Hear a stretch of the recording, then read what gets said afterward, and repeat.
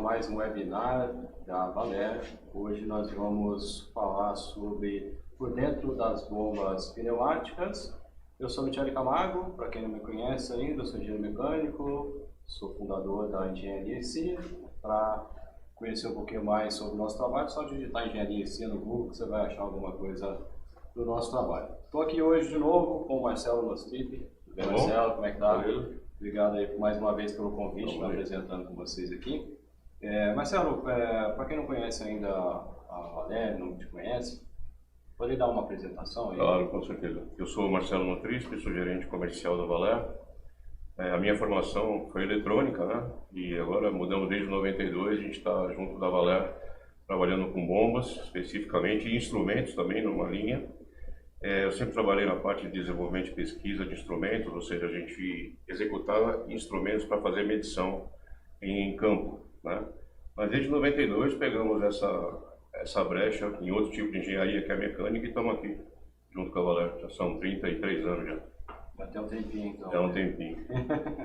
Não, legal. O objetivo hoje do nosso webinar é discutir a bomba pneumática, né, como que ela funciona, quais são os pontos importantes. E aí, a próxima hora, a gente vai estar aqui, então, né, fazendo algumas perguntas para o Marcelo, vai estar apresentando aqui esse equipamento, que é bastante utilizado na indústria. No nosso webinar, está repleto de bônus para vocês que estão nos acompanhando. E nós temos 3 lembretes importantes. Teremos um sorteio no final do nosso webinar. São 5 bombas pneumáticas em miniatura, como nós estamos aqui. É um exemplo, né, da bombinha.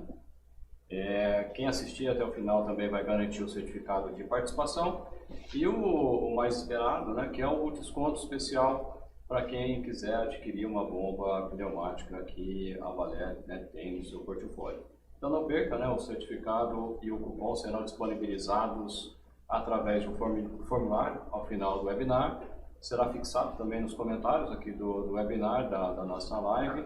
Então fique com a gente até o fim para aproveitar aí todas as vantagens. Se você tiver né, alguma dúvida sobre o tema, pode enviar sua pergunta também. O pessoal está aqui para nos ajudar, vai estar separando aí as perguntas para a gente estar discutindo. Espero que vocês gostem aqui do webinar de hoje. Então vamos fazer um intervalo e a gente volta daqui a pouco.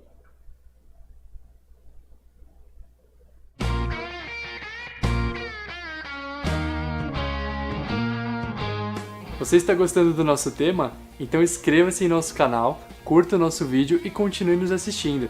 Em breve sortearemos as 5 miniaturas de bombas pneumáticas. Lembrando que você terá acesso ao nosso certificado e um cupom exclusivo com uma condição inédita para aquisição da sua bomba pneumática. Continue com a gente!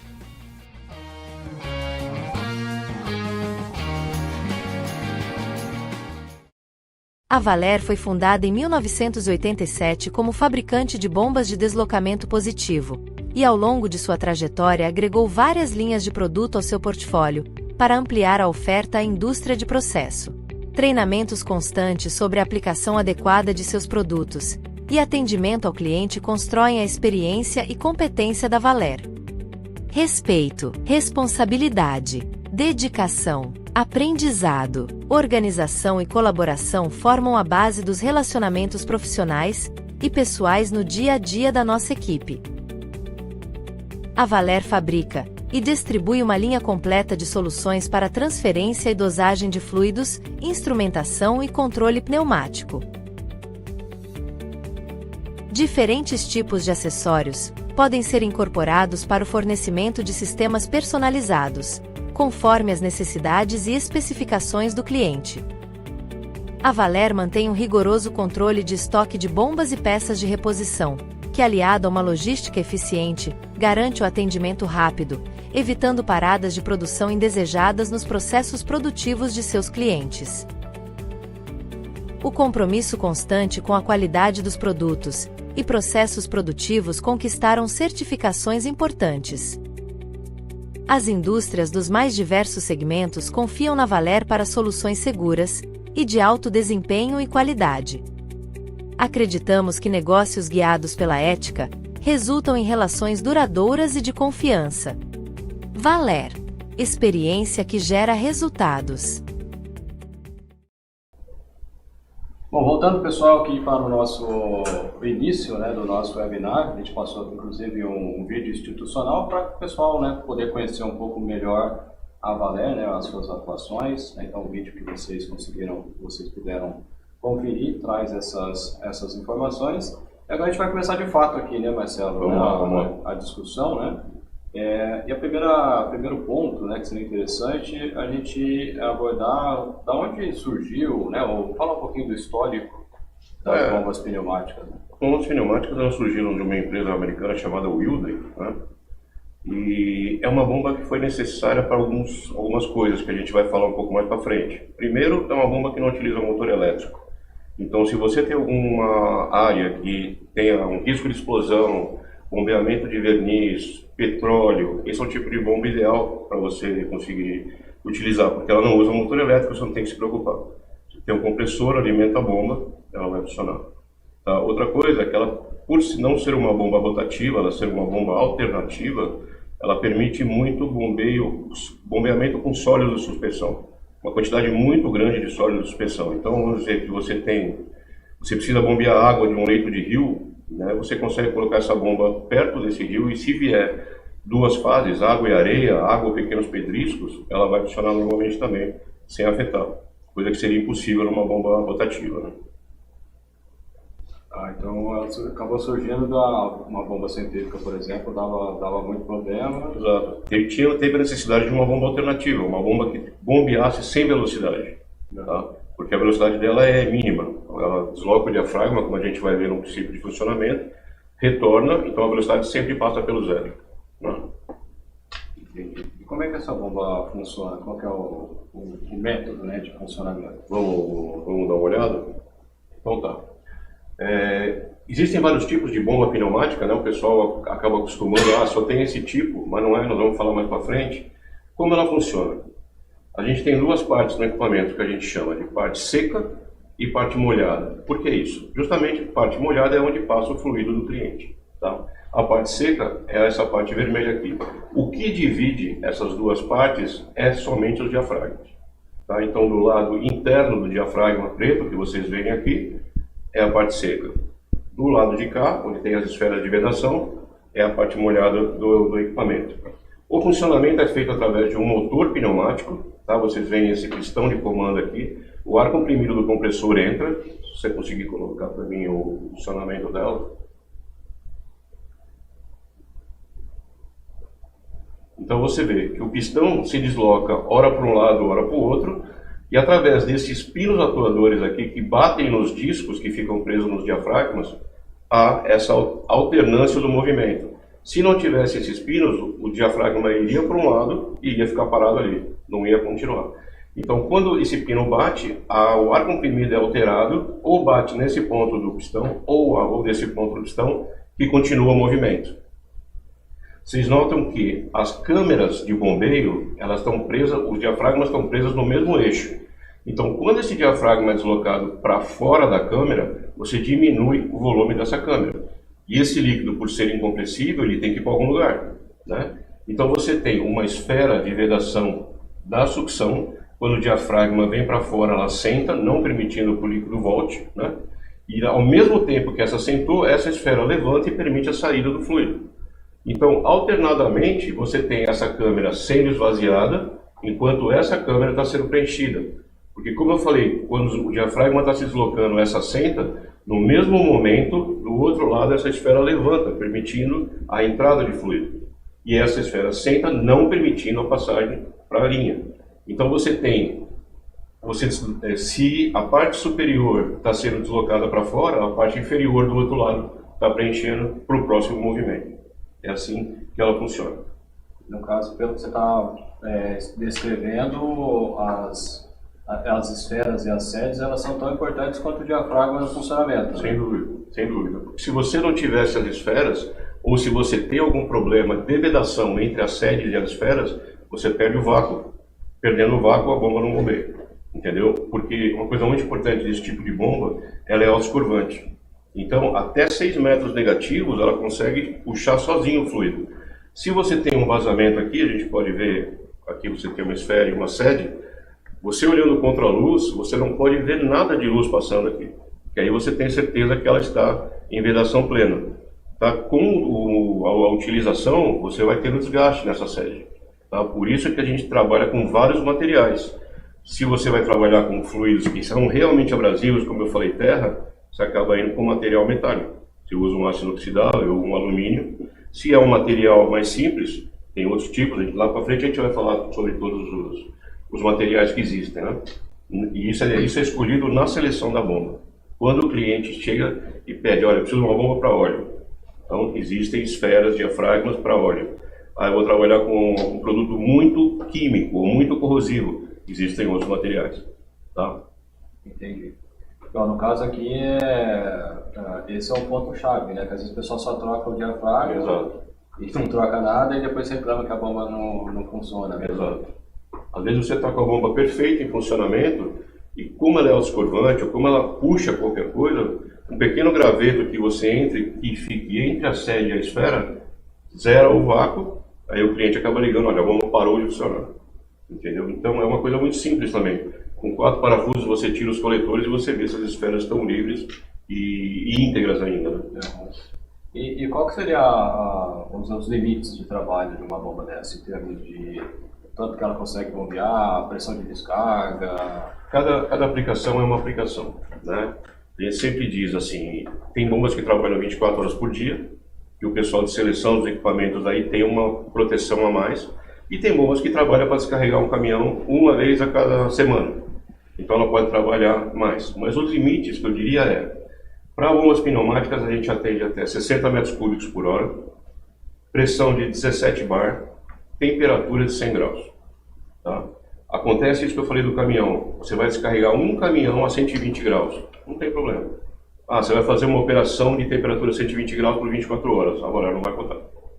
Entendeu? Então isso é feito pela seleção da engenharia aqui, quando chega a cotação. Basicamente é isso então, 60 metros cúbicos, 17 bar, 100 graus.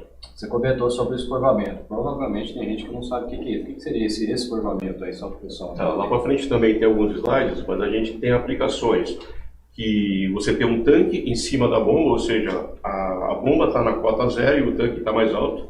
O próprio peso da gravidade vai levar esse fluido para dentro.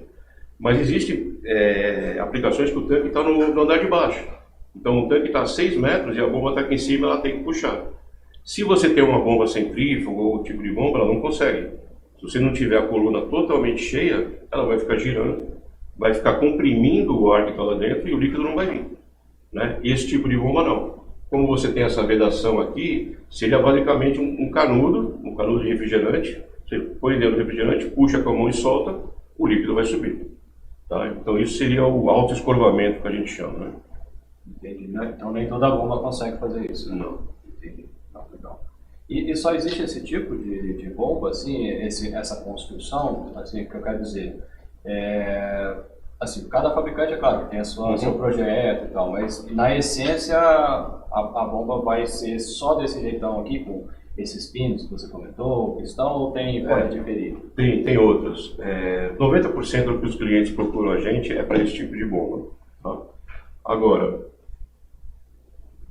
esse é um modelo explodido, vamos dizer assim, né, em corte da bomba, onde você tem os diafragmas centralizados, as esferas de sucção e recalque na parte superior e inferior e o sistema pneumático no meio.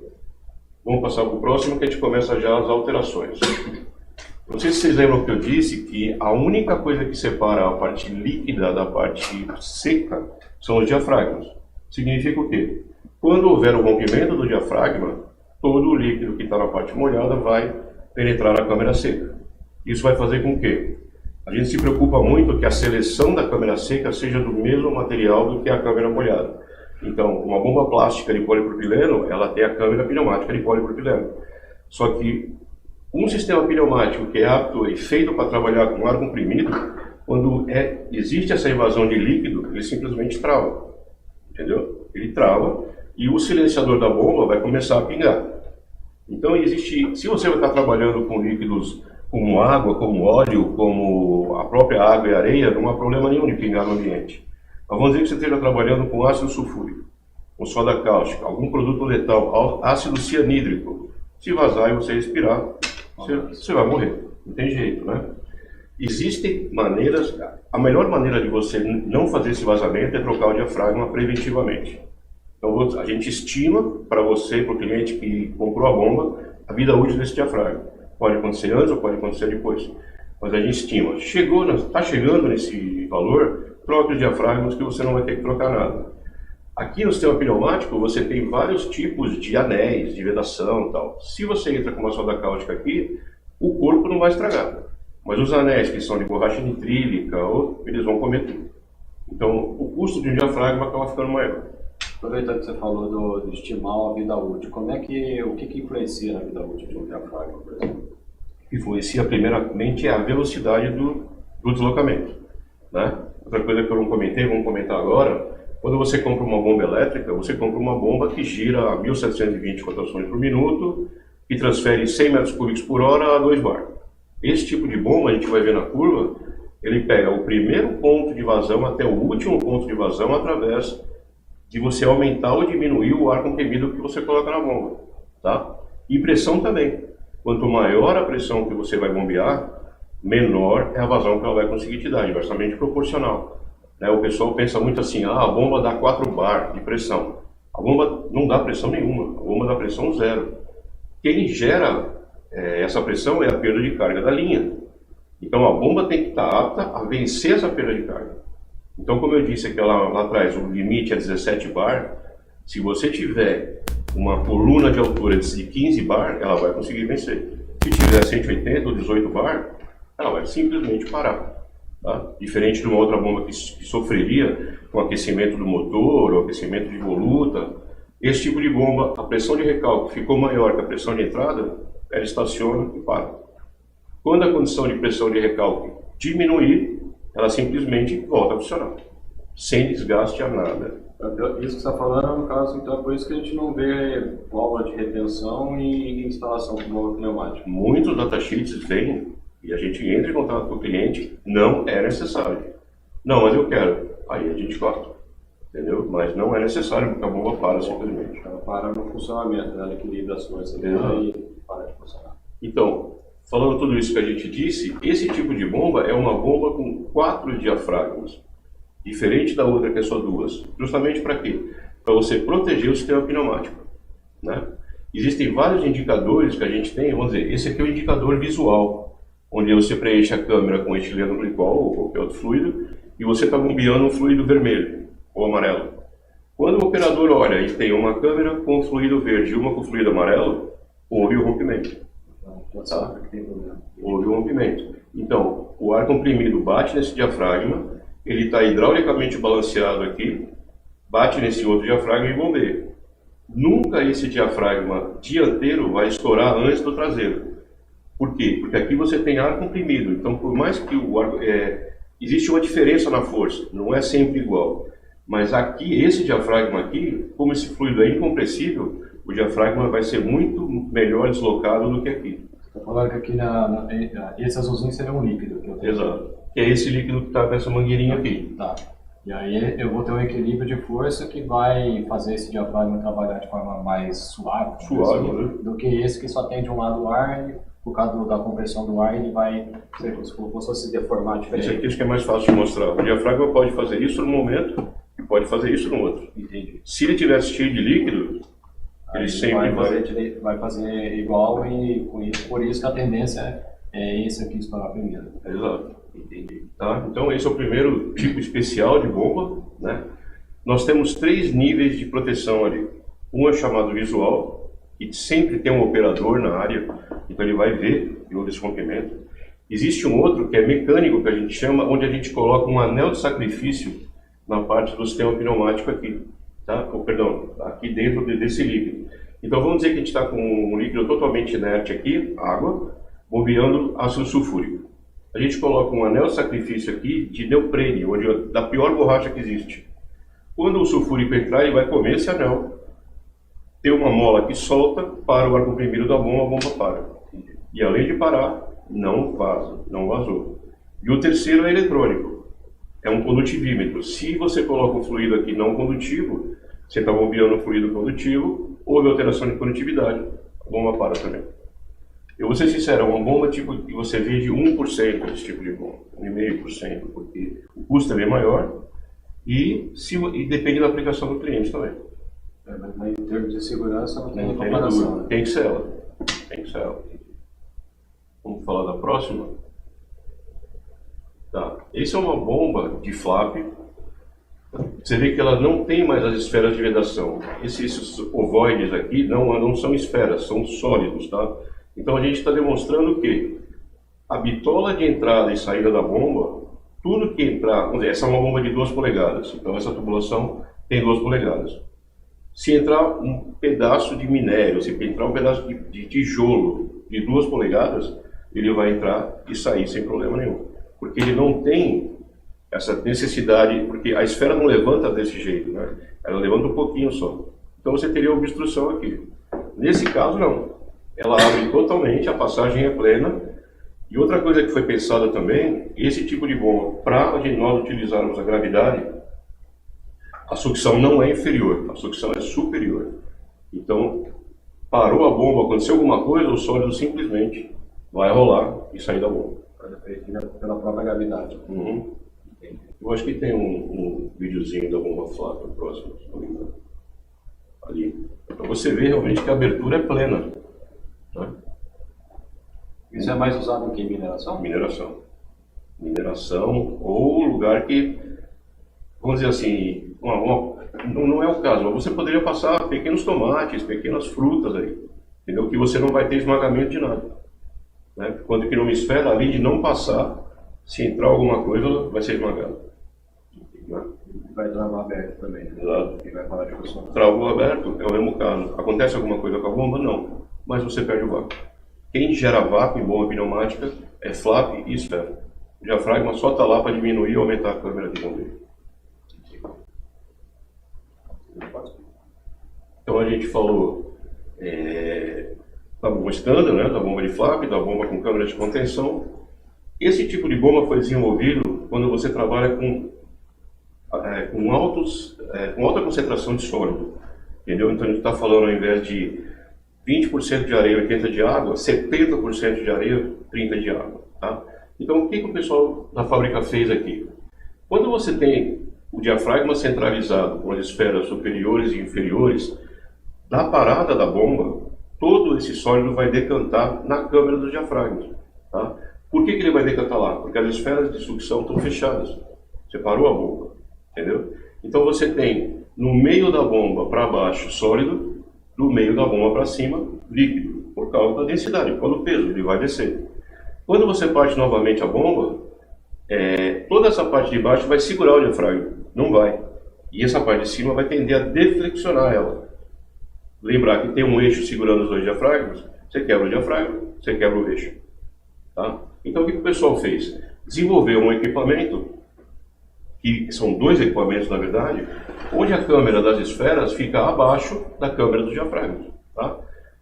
Parou a bomba, todo o sólido vai se decantar nessa parte das esferas aqui, partiu novamente a bomba, o diafragma está solto, bateu 1, 2, 3 vezes, chacoalha o sólido que está nas esferas e vai embora.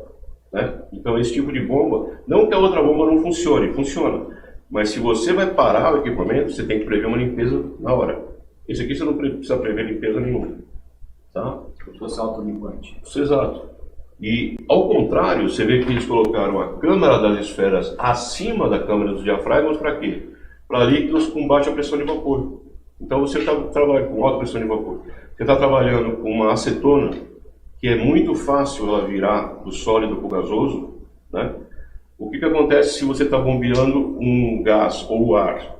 Você vai começar a bombear, o gás é compressível, ele vai se comprimir lá dentro, não vai puxar o líquido, ela não vai conseguir escorvar e vai ficar batendo parada. Tá? Como eles colocaram a câmara das esferas para cima, todo o gás que iria ser decantado ali na câmara dos diafragmas sobe e vai para a linha. A câmara de bombeamento sempre tem líquido. Né? Então a gente pode utilizar esse tipo de bomba, tanto para sólido, tanto para produtos que têm baixa pressão de vapor ou alta pressão de vapor. Tá? Bom, bacana. Essas bombas eu já não conhecia não. São bombas especiais realmente que a gente aplica, são bombas mais caras, claro, então a gente aplica na necessidade mesmo. Entendeu? Se eu chegar para o cliente e falar assim, você tem como fazer a limpeza da bomba, o cara fala que sim, não vou ofertar isso.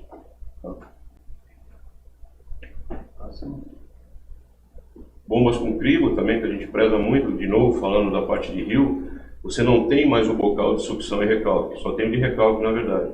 Então se eu jogar isso daqui dentro de um rio, lembrando que o sistema pneumático e o silenciador da bomba, onde ele vai jogar o ar para a atmosfera, tem que ficar para fora do ar. Mas essa é uma bomba que eu posso jogar dentro da água, sem problema nenhum. E o que vai limitar a entrada, essa bomba é uma bomba de esfera, então vamos dizer que eu possa passar 6 milímetros aqui, ou 8 milímetros.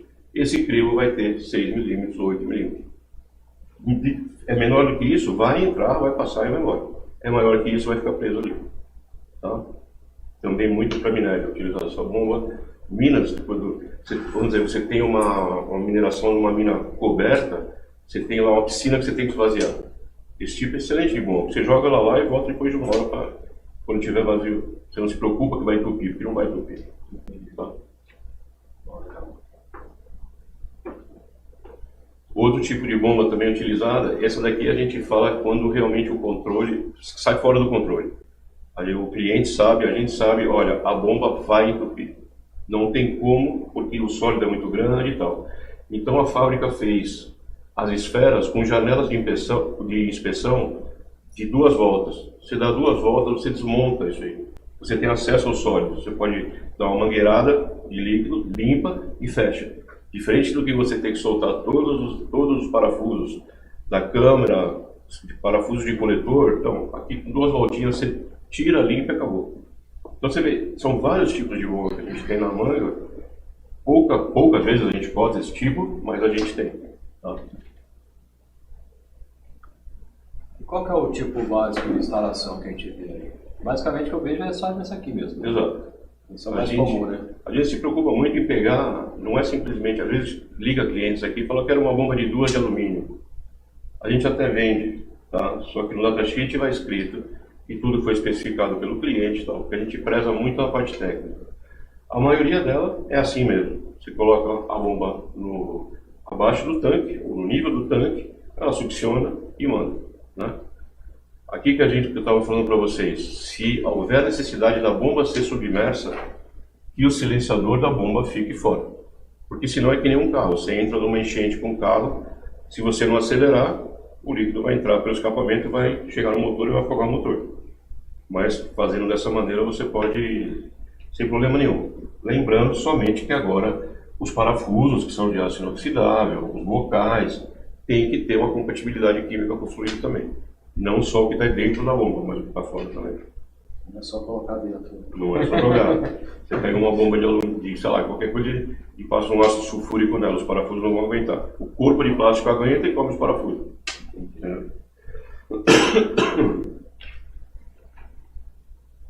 Novamente, né? Sucção afogada. Uma coisa que a gente olha também para os clientes é o seguinte: às vezes o cliente fala assim, não tem problema nenhum, o meu tanque está a 10 metros de altura, o líquido vai entrar sozinho dentro da bomba.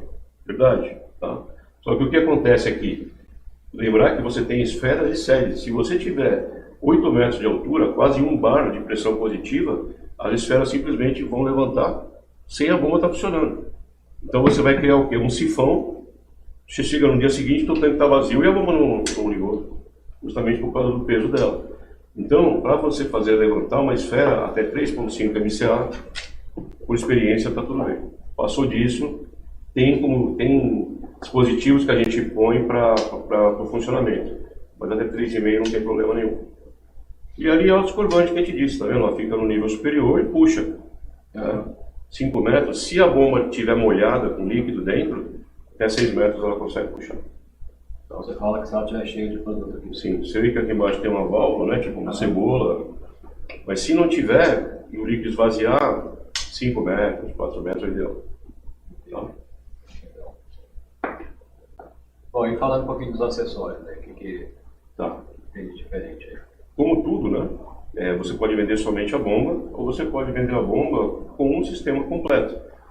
Tem esse vídeo, tem essa foto, depois você vai ter um vídeo que a gente pode mostrar tudo que foi montado aqui, mas o que seria?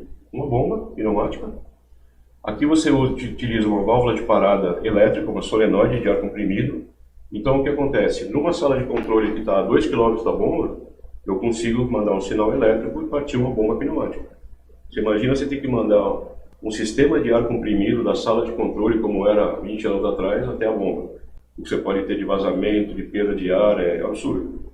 Então, uma válvula solenoide, um manômetro com selo para você checar realmente qual é a pressão da linha de recalque, tá? A gente pede com selo por quê? Porque às vezes você tem um fluido muito agressivo. Ninguém vai ligar para a Valera aqui, eu quero bombear água, me vende uma bomba pneumática. Sempre que vir para cá é problema. Você tem uma espécie de uma separação aqui entre o produto e o manor. É igual a câmera com câmera de bombeio, com câmera de contenção. Um empurra o outro. O líquido empurra o selo empurra o diafragma. O empurra o diafragma e mexe o ponteiro do manômetro. Tá? É importante ter também estabilizadores de entrada e amortecedores de saída. Esses caras são muito utilizados quando você tem sucção negativa. Tá? E o teu processo não permite pulsação. Aqui não tem como a gente correr, é uma bomba alternativa, ela pulsa. Ela chega no nível máximo dela, vai a zero e volta, então ela fica o fluxo fazendo isso. Se você coloca esses diafragmas aqui, isso acontece dentro deles, o diafragma dentro deles que sofre isso. Então a linha de sucção e a linha de recalque fica mais linear, 90% mais linear. Tá? E esse é o caso que a gente estava dizendo para produto letal, que é um detetor de vazamento aqui. Então esse cara, ele está ligado no silenciador da bomba, na saída da bomba, e esse cara ele sente o quê? Está vindo ar comprimido, tá tudo bem. Quando começa a vir líquido e vai vazar para o ambiente, ele tem uma chave tipo boia que levanta, trava a saída. Então todo esse líquido fica preso dentro dele. Então, dependendo da aplicação do cliente, ele necessita ou não de toda essa parafernália, vamos dizer assim, tá? Se você tem uma bomba pneumática, está bombeando um medidor magnético que não permite pulsação, você precisa de um amortecedor. Se você tem um outro medidor que não sofre com isso, você não vai colocar. Simplesmente agregar valor na aplicação. Esse sistema de detecção, quanto mais perigoso é o produto, mais necessário ele é. Mais necessário ele é. Porque lembrando, a bomba pneumática estourou o diafragma, vai vazar. Não tem jeito, o conceito dela é esse. Tá? E mesmo estimando dentro vai chegar, se variar, se a pessoa passar um dado, aí você estima, vai durar, sei lá, 3 meses, 6 meses, não sei quanto. A gente fala por ciclos, né? 10 milhões de ciclos, 8 milhões de ciclos. Então a gente calcula, na pior das hipóteses, vamos dizer assim, 6 bar de pressão, 2 ciclos por segundo, ela está bombeando, vai durar aproximadamente 5 milhões de ciclos. Não existe uma garantia de nenhum fabricante de bomba pneumática, porque pode puxar um parafuso, um prego, furar o diafragma. Né? Mas a gente estima 5 milhões de ciclos. Eu trabalho 24 horas por dia, tantos meses. Eu trabalho 2 horas por dia, tantos anos. Né? A gente consegue estimar para a manutenção e falar, está na hora de trocar aquele diafragma mesmo sem romper. Mas se passar o cabo errado, aí ferrou, né? Então, não para ele não fazer manutenção do carro, né? Não vou fazer manutenção do carro. Pessoal, o que acontece? Vamos pegar um exemplo prático. O que acontece às vezes que o pessoal fala para mim? O cara compra a bomba pensando em... fala que vai trabalhar com 3 bar, de repente ele trabalhando com 5. O que vai acontecer na bomba pneumática? A vida útil dela vai diminuir. Do diafragma, entendeu? Quem manda mais na vida útil dela realmente é a pulsação. Mais rápida ou mais lenta. Agora, maior pressão, maior temperatura, tudo vai agregando. Quanto maior a pressão, maior vai ser o tempo, quanto ela vai bater. Quanto maior a pressão, menos ela vai bater. Porque ela não vai conseguir. Não, eu falo a pressão do ar. Tá? Sim. Então eu tô com 4 bar de entrada. Aí eu coloquei 5. Aí ela vai ficar mais rápida. A gente vai mostrar na curva, vai ver que é isso mesmo. Entendi. Quanto maior a pressão de ar, agora a pressão bombeada é o que você falou, né? Quanto maior a pressão de descarga da bomba, que tem a ver com o que você falou lá da dificuldade que ela tem de empurrar o produto, né? Da coluna que ela tem que empurrar, aí mais lenta ela vai ficando. Exato. Até parar. Equalizou as forças, parou. Tá? Legal.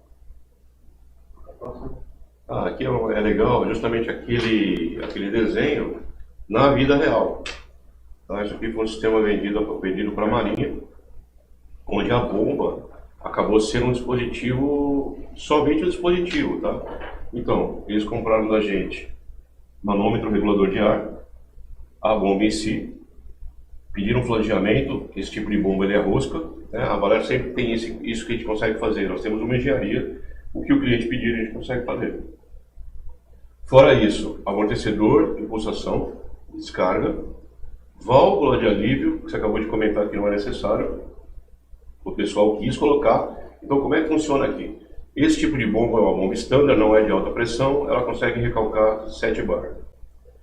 Eu chego para essa válvula e falo assim, acima de 7 pode acontecer um problema de alguma coisa, jogar mais pressão aqui. Essa válvula de ar de mola abre, o recalque daqui volta para a sucção, então esse líquido fica recirculando aqui dentro. A pressão diminuiu, a válvula fecha, o processo continua. Tá? E o detetor de ruptura ligado no sistema pneumático, na saída do sistema pneumático, que vai junto com um transmissor também aqui, agora que eu estou vendo. Então, deu esse problema lá, fechou, o transmissor manda para a sala de controle, olha, a bomba está aqui e tal, falhou, mas ela está travada. Não tem nada de líquido, então você protege o meio ambiente, você protege o operador, protege todo mundo. E aí você coloca uma manutenção específica, se é um fluido letal, alguma coisa, para vir aí e resolver. Tá? Então não é que tem, realmente a gente vende, alguns clientes vendem assim. E como que seleciona a bomba, né? Aí o pessoal colocou 4 passos, o que seria isso? Isso aí que a gente pede realmente para os clientes, né? É uma necessidade. Quanto mais dados, né? 4 passos significam 4 dados, né? Mas se o cliente tiver e passar para a gente mais densidade, viscosidade, o fluido é não newtoniano, é tixotrópico, quanto mais informação a gente tiver, melhor vai ser a seleção. Mas para uma bomba pneumática, a primeira coisa é você fazer a compatibilidade química. Eu acho que quem se inscreveu ganhou uma tabela dessa, né? Um guia de resistência química. Então vamos dizer que o cliente está bombeando ácido acético a 50%, né? Aqui nós temos a parte dos elastômeros. O que é os elastômeros? As partes plásticas, né? Diafragma, sede e esfera. E a parte de carcaça, que pode ser metálica ou plástica, né? Então a gente está bombeando aqui ácido acético, 50%. Eu tenho indicações. Eu só trabalho com A e B. A seria excelente, B é bom. C é ok, a gente não usa. E X é não compatível. Não dá mesmo. Não compatível, tá? Então a primeira coisa que a gente vai selecionar na engenharia é o que é A. Então eu tenho uma indicação de A para EPDM, uma indicação de A para PTFE, uma indicação de A para Envelope. Esse material é muito difícil de vender. O Santoprene substituiu muito isso. Então, como eu tenho 3 tipos A, eu vou ver quem é mais barato para o cliente. O EPDM, o Envelope ou o Teflon. O Teflon é sempre a pior seleção de preço. Ele é sempre o mais caro. Então, como eu não trabalho com Envelope, o PTFE fica em segunda opção e o EPDM é muito mais barato. Tá? Mesmo sendo EPDM, ele não é mais borracha. Antigamente, quando a gente falava de EPDM, Bunaene era borracha. Hoje ele já é um elastômero, ele é um termoplástico. Ele é injetado, EPDM injetado. Antes tinha que vulcanizar as borrachas, era um custo muito alto. A qualidade não ficava sempre igual. Aqui, entrou numa extrusora, entra 1000, sai 1000 iguais. Não tem jeito. E aí nós vamos para a parte de seleção de carcaça, onde a gente começa a partir no alumínio, que é o mais barato, e eu tomo uma bela letra X aqui. Ou seja, eu não posso trabalhar com alumínio para ácido acético. Aí eu tenho o ferro fundido, o aço inoxidável, e o asteloide também não é. Então, entre ferro fundido e aço inoxidável, o ferro fundido é mais barato. Mas tem clientes que não gostam de ferro fundido. Preferem o inoxidável, preferem pagar um pouco mais caro, porque não enferruja, você não tem nenhum tipo de problema. Então, quando acontece essa seleção assim, que eu escolhi de propósito, a gente entra em contato com o cliente. Podemos colocar ferro fundido? É 20%, 30% mais barato, né?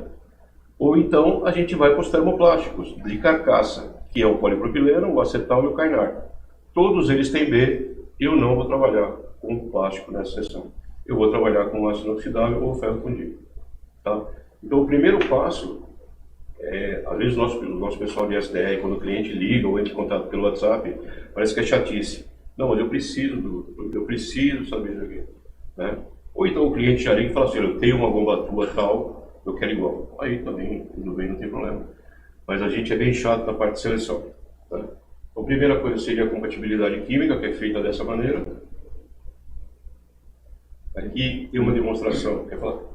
É, que eu ia comentar, né, que tem várias cores aqui de material, né, por que tem tanta cor assim? Então, Só isso... pra ninguém vai ver por dentro da bomba, né? Exato, mas isso é justamente para a gente saber, até no nível de estoque, você passando o olho, você sabe que você tem 30 diafragmas de Hytrel e tem 20 diafragmas de Santoprene. A seleção antigamente, até pela tabela química, você viu que tinha muitos materiais, né? Hoje acabou ficando 3, que é o Teflon, bom para tudo, só perde para abrasão. É difícil com abrasão, tanto que até a nossa panela de cozinha, se você passar algum garfo, ela arranca, né? Mas serve para tudo, para corrosão, para tudo. Santoprene seria um Teflon com uma vida útil aproximadamente 80% do Teflon, 6 vezes mais barato. Então vale a pena, tá? Só que esse cara aqui não suporta óleo. Pingou óleo, ele derrete. E esse cara aqui é perfeito para óleo. Então a gente, a cabeça dos orçamentistas é assim, tudo menos óleo, nada menos óleo. É óleo, é esse cara. É o resto, é esse cara aqui. Tá? Ou então, é muito difícil o cara dar ácido sulfúrico 98% fumegante a 80 graus. Pessoal, não adianta. Outra coisa que a gente vê também nas bombas de Teflon nos desenhos, você vê dois montagem, né? Então, esses diafragmas... Por que tem que vir 2 no caso? Esses diafragmas de Hytrel e o Santoprene, eles têm memória elástica. Tá? Esse cara aqui, você vê que ele é bem fininho, muito mais fino que o outro. Agora ele pode ter ido assim, a próxima vez ele pode ter ido assim, a próxima vez ele pode entortar. Então você tem que ter o que nós chamamos de backup. Então o ar comprimido empurra o backup e empurra o diafragma de Teflon. Tá? É o único que utiliza 2 diafragmas. Não confundir com aquele que tem 2 diafragmas assim com a câmara de contenção. Ele vai junto, justamente por causa da memória elástica dele. Para dar flexibilidade ao movimento lá da bomba. Exato. Senão, se você monta sem o backup, ele quebra em 2, 3 dias. E essas coisas aqui é um padrão da Valer? Da Valer. Na Não verdade... é um padrão de mercado, então? Não. Existe Santoprene amarelo. Em outros fornecedores. É o nosso padrão. Na verdade, é o padrão do nosso fornecedor na Europa, né? Que traz, eles fazem assim e já acostumou. Eles não mudam também. Entendi. E qual que é o segundo passo aí para a seleção? Tá. Agora a gente vai ter que ver, além da compatibilidade química, a viscosidade. Por quê? A bomba pneumática bombeia qualquer viscosidade? Não. Mas é uma bomba que tem uma grande gama de viscosidade, como a gente pode ver.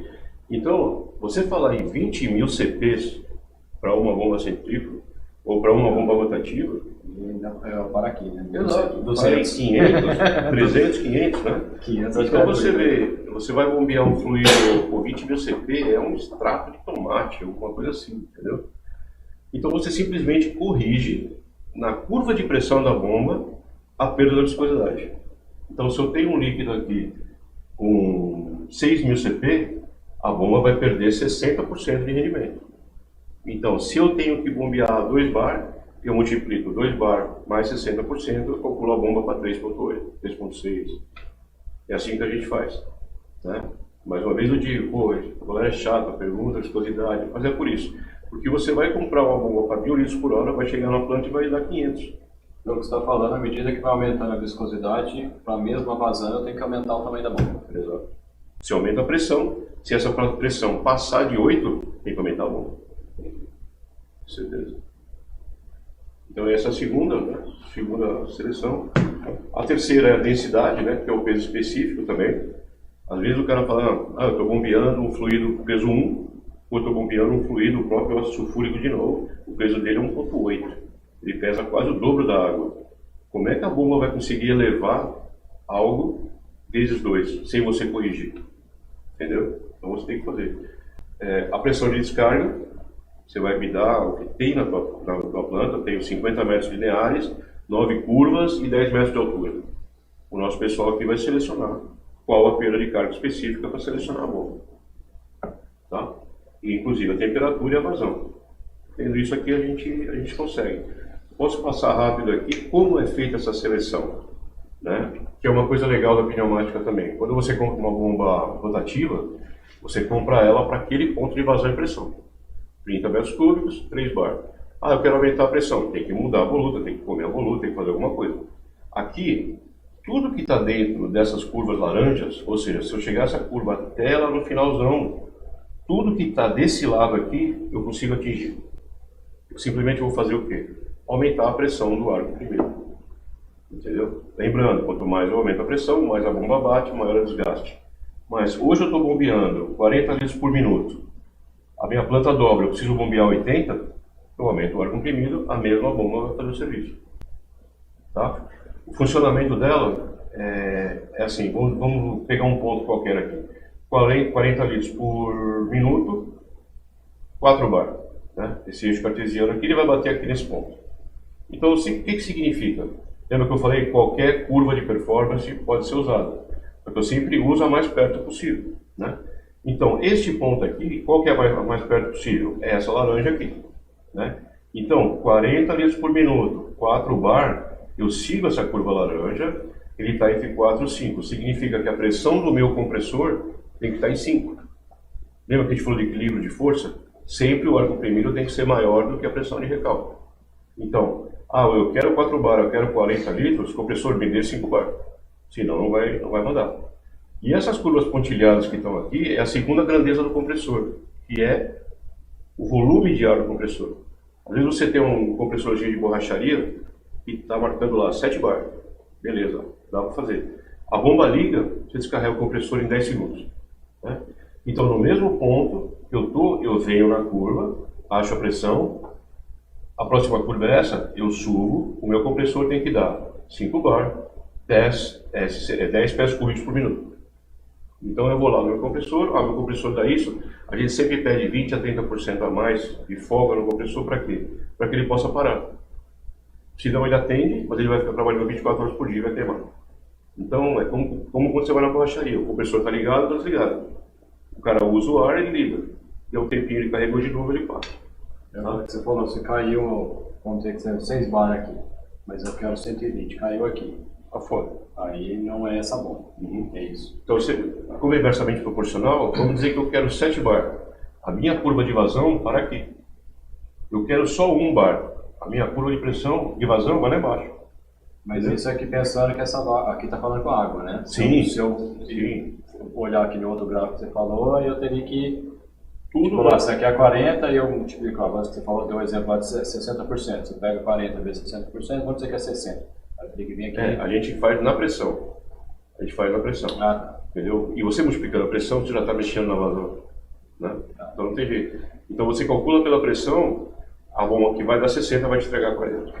Entendi. Você seleciona como se fosse aqui para ela, na verdade, atender o outro. Exato. Entendi. E se eu não tenho esses dados aqui, é claro que se é um fluido conhecido, de novo, o ácido sulfúrico, eu não vou ficar pedindo informação para o cliente, eu sei qual a densidade, qual a viscosidade. Mas acontece de vir muito nome fantasia. Trimedral 23. O que é isso? Aí você pede a física para o cliente, que tem a densidade, tem a viscosidade. Então é uma bomba super simples, mas tem que prestar atenção. Senão você compra, o cliente que compra e ela não opera. Ou opera abaixo. Não faz o que você quer, né? Exato. Então esses seriam os quatro passos. Fluido, pressão, temperatura e vazão para chegar no tamanho da bomba apropriada. É isso aí. Bom, e aí os modelos aí? Lembrar que a Valer foi criada em 1987 como única fabricante de bombas pneumáticas. Existem hoje empresas que têm bombas de meia, bombas de uma, mas a Valer é a única que tem a bomba pneumática ainda hoje, que é chamada de Libélula, porque tem clientes que querem efetuar a compra dessas bombas pelo BNDES. Então você não consegue fazer isso numa bomba importada. Então, 1 polegada, 1,5, 2 e 3, alumínio, ferro e aço inoxidável, a gente tem em linha até hoje. Tá? Como a gente não tem economia de escala, porque são poucas bombas que se vendem, o custo dela é um pouco mais alto. Por outro lado, os diafragmas, séries e esferas não são dolarizados. A gente faz aqui. Então, é tudo em real. Então, tem dos dois tipos. Tá? Por que aquela bomba tem tanta fura naquela planeta? Aqui é o seguinte, foi uma ideia que o pessoal teve de você fazer 3 conexões em uma só. Aqui não dá para ver, mas você tem aqui dentro rosca BSP ou rosca NPT. Então você chega com a tubulação e rosqueia. E aqui você consegue atender tanto a norma ANSI quanto a norma DIN. Você não tem que, eu quero ânase, faz o flangianse, faz o flangidinho. É flangianse, você usa os centrais, é flangidinho, você usa os laterais. E os outros deixar ser colocado. Tornar a bomba mais adaptável nas plantas. Exato. Lembrar, né, uma coisa muito importante que eu estava falando. Bombas plásticas, câmara pneumática plástica. Bomba metálica, câmara pneumática metálica e epoxiada. Tá? Nunca vou te vender uma bomba plástica com uma câmara de alumínio. Porque o cara que compra uma bomba plástica, ele quer bombear um produto altamente corrosivo. Chegou no alumínio, vai embora. Então, no caso de rompimento do diafragma, ele vai danificar a parte de ar também. Todinho. Se não for do mesmo material, vai embora. E às vezes acontece no final de semana que a manutenção não está presente, chega segunda-feira é um queijo suíço. Bom, aí você falou aí vários modelos, né, vários veio falando aí, e o que a gente tem de vantagem, né, das bombas pneumáticas em relação a outras tecnologias de bombeamento? Eu acho que basicamente é isso, todos esses padrões que eu falei, né? Você pode fechar o recalque dessa bomba, coisa que se você fechar o recalque de outro tipo de bomba, você vai acabar com tudo, a bomba vai parar. Esse bombeamento de produto corrosivo, abrasivo, com sólido de suspensão, é somente uma bomba alternativa que consegue fazer isso. Né? Então, basicamente é isso. Ninguém vai optar por uma bomba pneumática de cara. É claro que se eu tenho um fluido limpo, com pouca duplicidade, pouca viscosidade, por exemplo, água, coisa do tipo, eu vou comprar uma bomba centrífuga de meio cavalo aqui na Floresta de Abreu, em São Paulo, com R$500 eu resolvo o meu problema. Agora, quando começa essas limitações de fluido, de pressão, de viscosidade, é o tipo específico dessa bomba. Como tem outras, tem a peristáltica, tem outros tipos de bomba. Mas é uma bomba com uma seleção totalmente específica. Outra coisa interessante, são bombas muito leves. Então é uma bomba de prateleira. Aconteceu uma chuva enorme lá e encheu uma vala. Você pega a bomba de meia polegada, ela te dá 3.000 litros por hora. Uma bomba que pesa 4 quilos, 3 quilos. Você leva até um ponto diferente de um outro tipo de bomba que você tem que deslocar. São bombas portáteis. Né? Tem o mercado dela. Essas bombas aí, inclusive, estão montadas nos carrinhos, né? Sim, a gente vende com carinho. O cliente vai até o local, precisa limpar um piso, entendeu? Numa cervejaria, alguma coisa, esse tipo de bomba é fantástico. E inclusive já vai o filtro regulador montado, engate rápido, sucção e recalque e ar comprimido, chega na planta, conecta e vai. Está chegando aqui ao final do bloco 2, né? Tem alguma pergunta que alguém fez? Ou vai deixar para o final? Depois fica para o final? Então a gente vai finalizar aqui o bloco 2 e vai voltar daqui a pouco.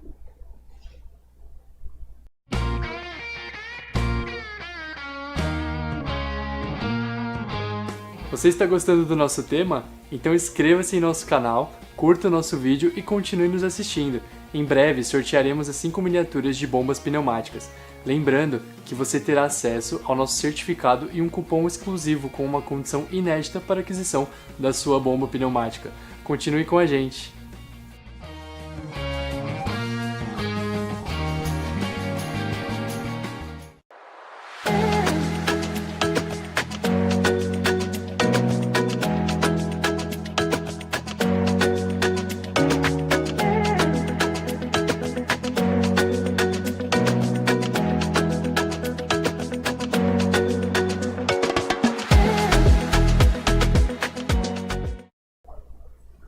Bom, voltando agora para o bloco 3, a gente vai falar um pouquinho agora sobre as peças de reposição e manutenção. Além dos que a gente viu aqui, Marcelo, diafragma e tudo mais, qual que é a lógica de manutenção de uma bomba pneumática? Tá. De novo, né? Falando da parte seca e da parte molhada. A parte seca, você vê, a quantidade da bomba está totalmente explodida, tirando parafusos, né, que não conta, que é a parte de fixação, a quantidade de peça é muito baixa. Então vamos dizer assim, você vai trocar uma sede, porque ela começou a desgastar, você tem 2 anéis superior e inferior, troca os anéis também. Se você vê que só tem uma sede e teve esse problema, como você já teve a mão de obra para abrir a bomba, o ideal é realmente trocar as 4 sedes. Já aconteceu a gente de cortar um diafragma ou trocar um diafragma, passa 2 semanas o outro rompe, tá? Porque eles são similares. Não rompeu, só rompeu esse, pode contar que daqui a 1 semana o outro vai romper. Então troca os diafragmas, os anéis do eixo, Tá? São todos elastômeros de R$12, R$10, esses carinha aqui. O pino comutador, ele tem a parte metálica, a gente não troca, mas a parte plástica a gente costuma trocar porque ele tem desgaste também. Os anéis do pino atuador e as gachetas, né, que fazem a vedação entre o ar comprimido e os diafragmas. São basicamente esses caras aqui, né? Não é esse específico, mas é uma borracha que faz a vedação. Então, quando você liga para a Valer e pede peças para uma bomba, você vai receber o desenho explodido com lista de peças de reposição, tá? Para qualquer tipo de bomba. Às vezes a gente manda até o manual completo e fala, olha, o seu modelo de equipamento está na página 12. Então o cliente já fica com as bombas desde 1 quarto, meia, 3 quartos, 1 e meia, 2 e 3, com um PDF só. Tá? Se ele adquirir uma outra bomba, é o mesmo manual. E qual que é o principal componente que mais quebra? Diafragma. Diafragma é o principal. Diafragma. Porque é ele que se movimenta, né? A esfera e as séries, ela é muito pouca, é 5, 10 milímetros. O diafragma tem um deslocamento realmente bruto, né? Então ele vai romper. Existe alguma... Eu estou vendo aqui que essa... O pessoal não vai conseguir ver, né? Tem essa esfera e essa aqui é mais pesada que essa. Sim. Existe algum macete que o cara consiga ver e falar, esse aqui é um material, esse aqui é outro? Pela cor, tá? Mas por que outro ponto que você notou? Por que tem materiais diferentes? Existem até esferas de ácido inoxidável. Vamos dizer que você esteja bombeando massa corrida. Esse tipo de bomba bombeia massa corrida. Só que o peso específico dela é tão alto que a esfera levanta e não tem tempo de descer. O diafragma foi e voltou e o ciclo dela está lá em cima ainda. Então a gente aumenta o peso específico da esfera para que a gravidade ajude ela a sentar. Ela fique pesada, como aconteceu aqui de cair. Tem esferas dessas, entre 2 kg de ácido inoxidável. Você fala, porra, ela não vai levantar. Mas quando você pega o ar comprimido e fecha ele vai mandar para frente. E no caso assim, das peças de reposição, que é peça de reposição para as bombas que vocês vendem, distribuem, ou vocês têm peças também para outras? Não, então, isso é legal. A gente tem peças para todas as linhas de bomba pneumática. Todas as linhas. Inclusive, tem fornecedores, tem concorrentes nossos que muda de linha. Não muda de linha, mas muda de modelo de bomba. Entendeu? Isso aqui, vou dizer, isso aqui é um sistema pneumático da Wilden, ProFlow. A Wilden tem TurboFlow, ProFlow, AccuFlow, tem vários tipos. Só que como eles mudam, eles só vendem a última versão, que eu acho perfeito, entendeu? Eu mudei, eu vou vender meu último carro, 2025. Mas a Valer tem peça para todos os outros. O primeiro modelo da Wilden, chamado TurboFlow, além das peças, eu tenho as bombas. Entendeu? Porque existe um negócio que o pessoal fala muito de pirataria também. Ah, não, mas as peças não são originais, isso e aquilo. Existe uma lei de patente americana que só garante as peças de reposição ou as bombas por 10 anos. Passou esses 10 anos, você pode, na mesma máquina que você faz uma peça dessa, ter um outro código e eu vender como afterparty market, que eles chamam, ou seja, peças que não são mais vendidas como as principais da empresa. Tá? A única coisa que eu faço é mudar o código, acrescentar uma letra, tirar uma letra, para quê? Para descaracterizar a pirataria. Entendeu? Mas a peça que é a peça original sai na mesma máquina que sai uma peça dessa aqui. Porque as próprias empresas da Ásia ou da Europa, eles sabem isso daí. Não existe mais processo, você não pode vender essa peça. Pode. Né? E as próprias bombas americanas, todo mundo sabe que vem a maioria da Ásia. São montadas nos Estados Unidos. Né? Então, a gente tem mangueiras, próprias mangueiras mesmo. Essas não são mangueiras nossas peristálticas. Tem outra prateleira da concorrência, que são empresas com mais de 10 anos que a gente compra. Provavelmente se ligar aqui você vai ter o I. Tem aqui, e acontece várias vezes de você ver uma bomba que você fala, não, esse Frankenstein eu não conheço.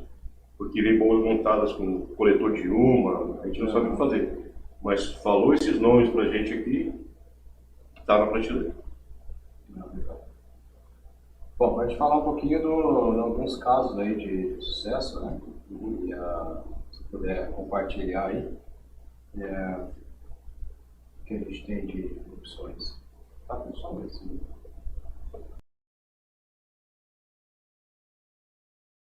As bombas em cores. No setor químico e petroquímico, lidam com ácidos, solventes e produtos corrosivos com segurança e precisão. Na siderurgia, são usadas em processos de despoeiramento, filtração e transporte de fluidos abrasivos. Na indústria de papel e celulose, bombeiam aditivos, produtos químicos e líquidos viscosos com alta confiabilidade. Em mineração, são ideais para transferir polpas densas e abrasivas sem comprometer o desempenho. No tratamento de efluentes, lidam com líquidos contaminados, lodo e produtos químicos com máxima eficiência. Veja agora outros cases reais.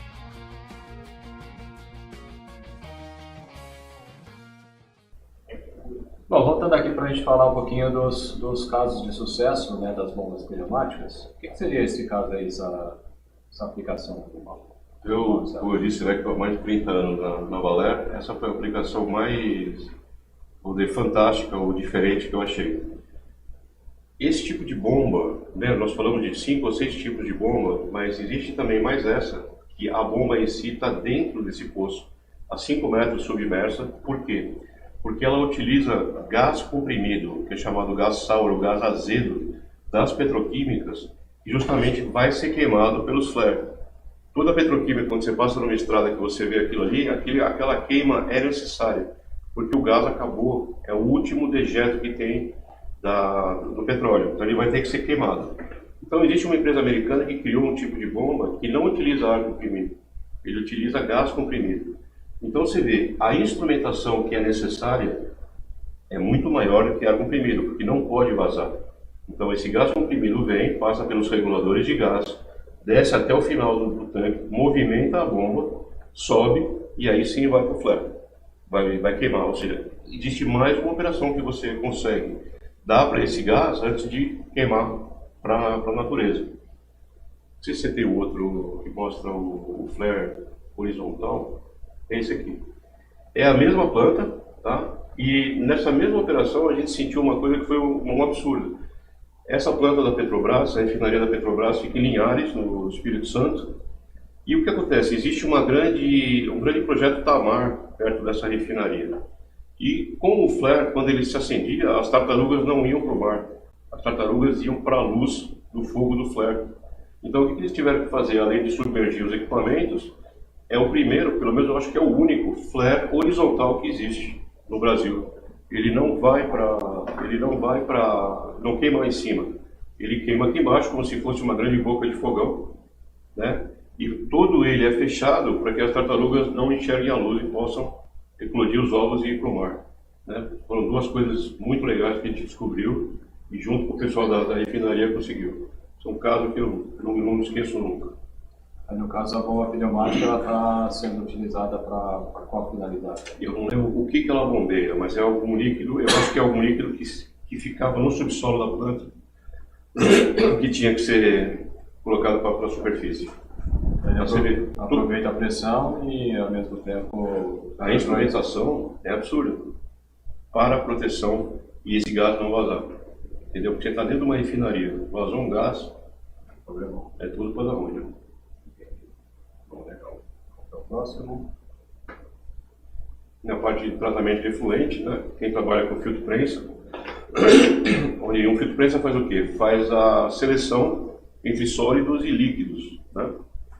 Então tem empresas que trabalham com material pesado, né? A fabricação de catalisadores, onde você tem ouro, platina, e você não pode descartar isso daí, o prejuízo é muito grande. Então você entra com uma massa, né? Dentro de um filtro prensa, o líquido cai e o sólido fica preso aqui dentro. Você recupera as tortas que eles chamam, vai para queima e recupera o ouro ou o que for. E esse tipo de filtro prensa era muito utilizado aquelas bombas de cavidade progressiva, bombas dosadoras de cavidade progressiva. E tem um problema, porque você tem que instrumentar. Quando você começa a saturar o filtro, a pressão aumenta muito. Então, e a bomba elétrica, por ser deslocamento positivo, ela não quer saber, ela vai empurrar. Então alguma coisa quebrava, ou o rotor estator da bomba, ou as placas, ou as telas das placas. A bomba pneumática, de novo, como tem equilíbrio de força, começou a saturar as placas, aumentar a pressão, ela diminui, quando ela parar, pode abrir o filtro que as placas estão feitas. Tá? Então, muito não se usa mais bomba de cavidade para filtro preso. Utiliza bombas pneumáticas justamente porque você liga e esquece. Você reduz tanto a parte de elétrica e eletrônica dessa planta. Exato. Você pode, o operador, quando voltar e ela estiver parada, o processo está concluído. Bom, bacana, Marcelo. Agora a gente vai finalizar aqui o bloco 3, né? O bloco mais baixo. E já tem pergunta para o pessoal aí? Pergunta. Aproveitar. Não, só falou. Sael Barreto, uma pergunta interessante. A utilização de nitrogênio no lugar do ar comprimido pode ser prejudicial para os componentes da bomba? Não, não pode. É ideal. É ideal, porque você não tem alteração nenhuma com nitrogênio, né? O ar comprimido você pode ter umidade, você pode ter algumas coisas que o nitrogênio não tem. É um ar seco puro. Realmente não é utilizado por um custo, né? Mas se você tiver primeiro ar de instrumentação e já tem uma umidade menor, melhor. Nitrogênio é o melhor dos mundos. O Rodrigues Láucio, você disponibiliza um manual técnico de manutenção de componentes? Sem dúvida, sem dúvida. Tanto a bomba já vai com ele, tá? Mas se você tiver algum equipamento da Valer ou da concorrência também, não importa a tua bomba. Como a gente disse aqui, a gente tem peça para todas. Então a gente tem todos os manuais de todas as linhas. Eu tenho uma Wilden M8, eu tenho uma Aro PD20, ou eu tenho qualquer coisa. Galera, eu preciso do manual para eu selecionar quais as peças que eu quero. A primeira coisa que a gente manda é o desenho explodido com a lista de peças. Josias Rosa, em uma escala de corrosividade, qual foi a aplicação mais agressiva em termos de produto e qual foram os materiais aplicados? Tá. Eu sempre falo com os produtos letais, né? O ácido cianídrico é assustador e o próprio ácido sulfúrico, porque por mais que seja muito difundido, você não pode deixar ele vazar. Então, o material mais nobre que nós temos aqui na Valer para esse tipo de fluidos é o PVDF, é o Kynar, polivinil, tricloro, fluoretano, um negócio desse, de carcaça de plástico, e o Teflon. Tá? É isso que a gente coloca na dúvida ou em qualquer coisa, esse material aguenta tudo. Isso aí. Bom, então assim a gente finaliza o nosso bloco 3, né? A gente vem daqui a pouquinho para o último bloco com mitos e verdades sobre as bombas pneumáticas.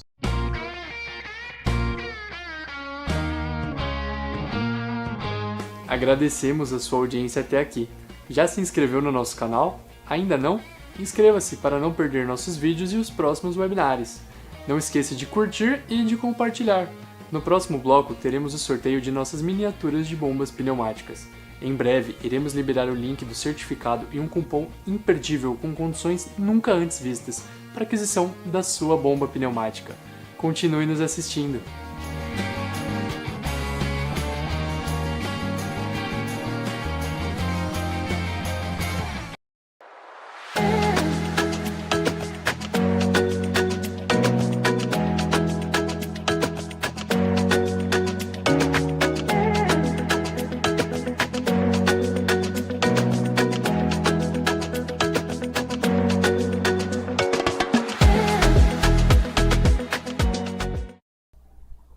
Voltando aqui para o nosso quarto bloco e último, né? A gente vai discutir um pouquinho aqui sobre os mitos e verdades sobre as bombas pneumáticas, né? Aí, só vai colocar na tela aí.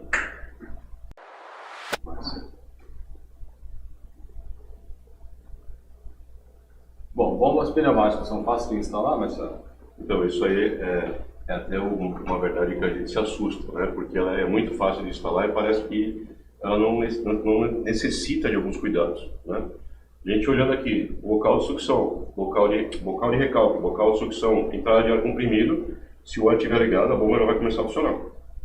Então, mas é o ideal a gente, antes disso, ter noção de onde está o fluido, existe alguma válvula fechada ou não, para fazer o funcionamento dela. Mas é como eu disse, encostou a tubulação de sucção e recalque e ar comprimido, ela está operando.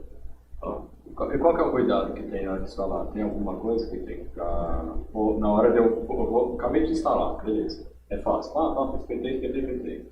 Qual é o procedimento para instalar? Ou Primeira coisa... Só abrir o ar ali de uma vez. Então, existem duas coisas, bem lembrado, bem lembrado. A primeira é a liberação das válvulas de sucção e recalque. Se existe alguma válvula de bloqueio para você tirar a bomba, elas têm que estar abertas para você ter o bombeamento. No ar comprimido é que está o pulo do gato. Por quê? Se você não tem um filtro regulador, que você consegue ir de 1 bar, 2 bar, 3 bar, e o teu compressor entrega 8 bar com uma válvula esfera, a bomba sai de 0 para 8 bar no momento seguinte. E o sistema pneumático pode sofrer com isso. Entendeu? Vai quebrar alguma coisa? Não vai quebrar. Porque você pode ter um encavalamento dos pinos do sistema. Aí você tem que abrir, colocar o pino para cá, colocar o pino para lá. Mas o ideal é você subir. Você quer 8 bar? A bomba aguenta. Mas suba de 2, 3, 4 até 8. Então o ar tem que ser liberado gradativamente. É o ideal. Seria e um filtro regulador de R$200 é o que faz isso acontecer. Legal. Então com 82 aí. Bombas pneumáticas, podem operar seco? Podem operar seco.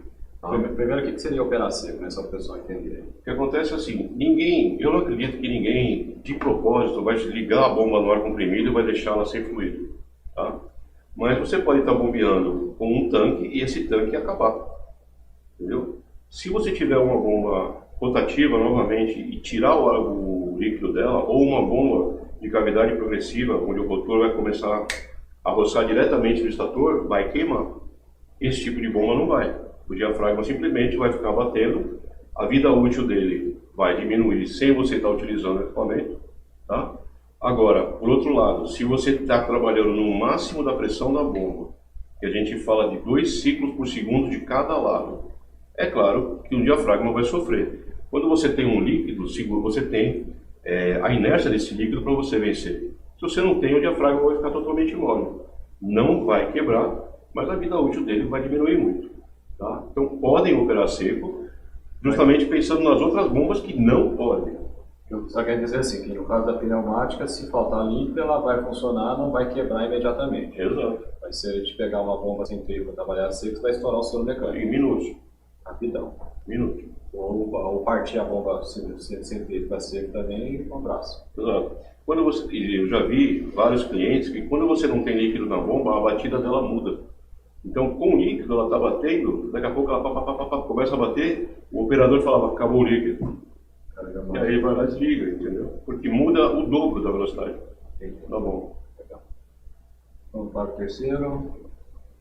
Bombas pneumáticas podem bombear qualquer fluido? Aí é meio sim ou não, né? Se você adotar tudo que a gente falou no começo, da compatibilidade química, da vazão, da pressão, da temperatura, tudo estiver adequado, sim, elas podem. Mas é muito difícil, entendeu? Se você fazer uma seleção errada no equipamento desse, você acaba com todo o processo. Tá? Então eu diria não, todo fluido não.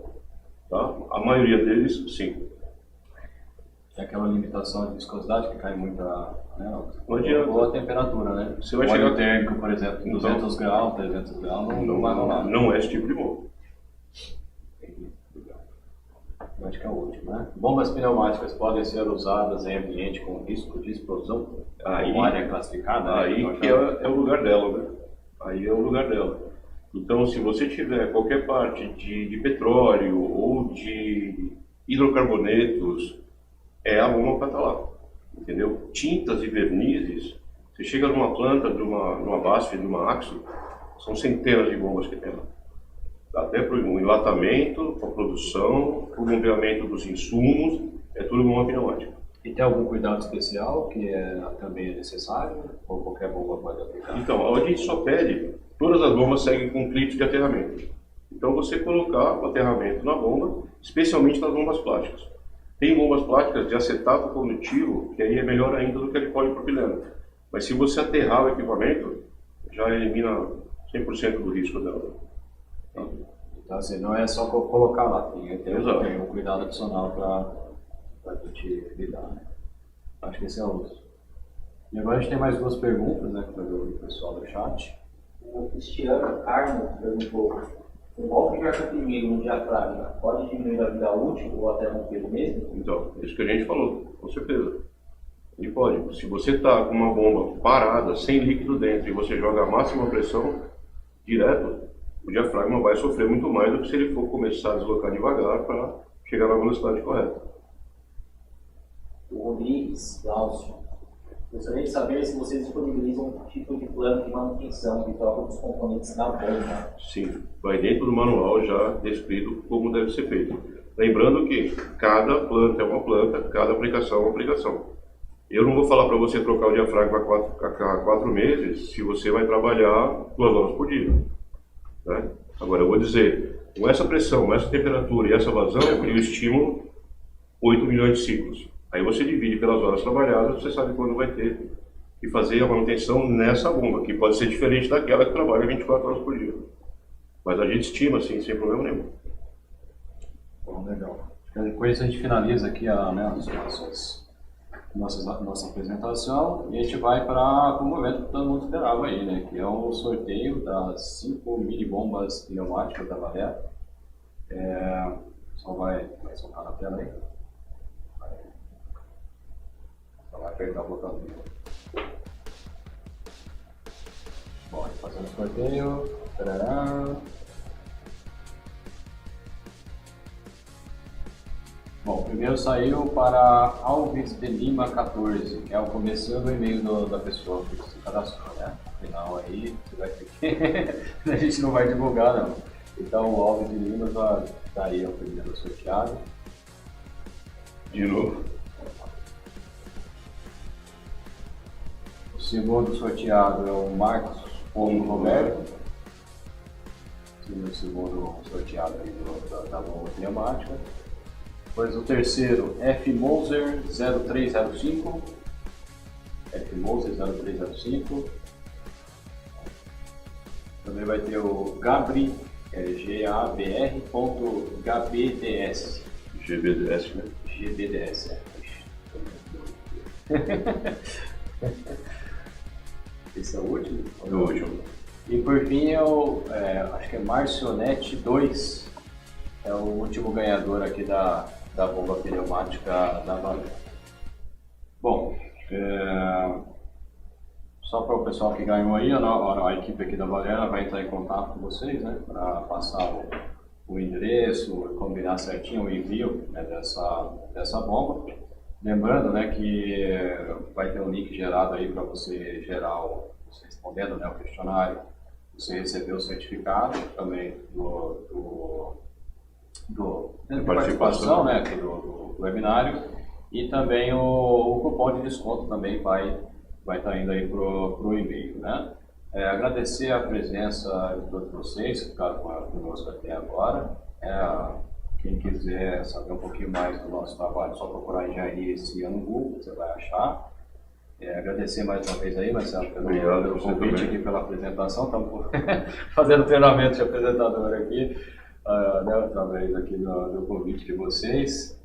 E aí queria que você colocasse aí umas considerações finais para o pessoal, né? Eu espero ter mostrado realmente que esse tipo de bomba é uma bomba que não é utilizada em qualquer aplicação, como a gente falou, só que quando chega no lugar dela, quando chega na aplicação dela, não tem outra que faça o serviço, tá? A gente vai ter todos os dados aí embaixo do YouTube, se vocês precisarem entrar em contato no vendas, no plural, @valarino, com 2 L's, né, .com.br. Ao assistir o webinário eu fiquei com essa dúvida, preciso do manual, preciso não sei o que, é só pedir que o pessoal de STR vai entrar em contato com vocês, ou se precisar falar comigo ou com qualquer outra pessoa, pode pedir, que eu atendo também sem problema nenhum. Bom, legal. Mais uma vez agradecer a todos vocês, né, que nos acompanharam até aqui. A gente se vê numa próxima oportunidade, no próximo webinário. Se tiver sugestões, críticas, também pode mandar para o pessoal aí, para a gente melhorar aqui nossas apresentações, né? E a gente se vê aí numa próxima oportunidade, se assim Deus nos permitir. Beleza, pessoal? Um abraço. Obrigado. E até a próxima.